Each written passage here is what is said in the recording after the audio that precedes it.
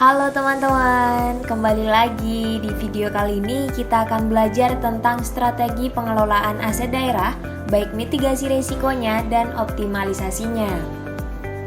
Nah, sudahkah aset pemerintah Indonesia ini dikelola dengan benar dan memakmurkan rakyatnya? Kira-kira sudah belum ya? Yuk simak lebih lanjut biar tahu jawabannya.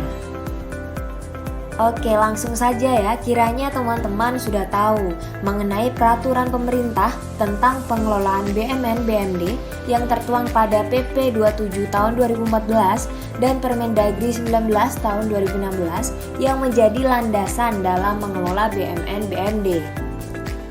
Nah, walaupun begitu ternyata masih banyak ditemukan persoalan di pemerintah daerah dan asetnya. Pertama, APBD di banyak daerah sebagian besar masih didominasi dana transfer dari pusat. Yang kedua, aset daerah masih sebagai cost center, belum menjadi profit center. Ketiga, jumlah barang dan nilai aset terkadang belum mencerminkan aset di lapangan. Keempat, legalitas aset masih belum semuanya clear. Kelima, keamanan aset masih banyak yang belum terjamin. Itu sedikit contoh ya teman-teman beberapa persoalan yang terjadi di lapangan. Lalu, apa saja progres yang sudah dilakukan oleh Pemda untuk mengatasi persoalan di atas? Berbagai permasalahan BUMD atau aset sebagian Pemda perlahan-lahan sudah dicarikan solusi.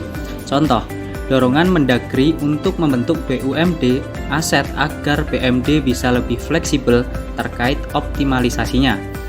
Sebagian Pemda secara bertahap mulai legalisasi asetnya di Kementerian ATR/BPN. Sebagian Pemda sudah lakukan koordinasi dengan pengurus barang terkait proses penghapusan agar bisa semakin efisien. Terkait efek pandemi COVID-19, pemanfaatan aset Pemda menjadi sangat terdampak karena investor dan masyarakat daya belinya menurun drastis. Dengan demikian, pendapatan lain-lain yang sah dari optimalisasi aset maupun laba BUMD menjadi menurun. Optimalisasi aset harus sesuai dengan peraturan yang berlaku. Selanjutnya, identifikasi resiko pengelolaan aset pemerintah. Yang pertama, resiko ekonomis atau nilai suatu aset karena faktor intrinsik aset itu sendiri, seperti kendaraan dan barang bergerak pada umumnya. Faktor eksternal seperti adanya perkembangan teknologi merupakan tata kota yang bisa menjadikan nilai tanah turun. Kejadian luar biasa seperti terkena bencana alam, resesi ekonomi karena pandemi COVID-19, atau naiknya kriminalitas sehingga aset Pemda menjadi hilang. Yang kedua, resiko kemampuan sumber daya manusia antara lain kurangnya pengetahuan tentang manajemen aset. Yang ketiga, resiko administrasi pengelolaan aset, yaitu pengelolaan administrasi yang tidak tertib, pengarsipan atau dokumentasi yang buruk bisa menimbulkan kerugian di masa yang akan datang. Dan yang keempat, resiko birokrasi antara lain birokrasi yang rumit dan panjang antar instansi, regulasi yang selalu berubah, regulasi yang kurang koordinasi antar kementerian atau sektor.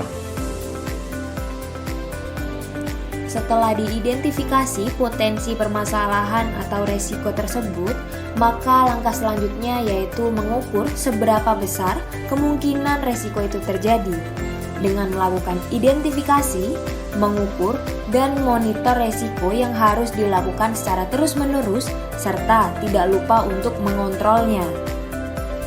Untuk optimalisasi BUMD, pemanfaatan aset ini ada 5 skema.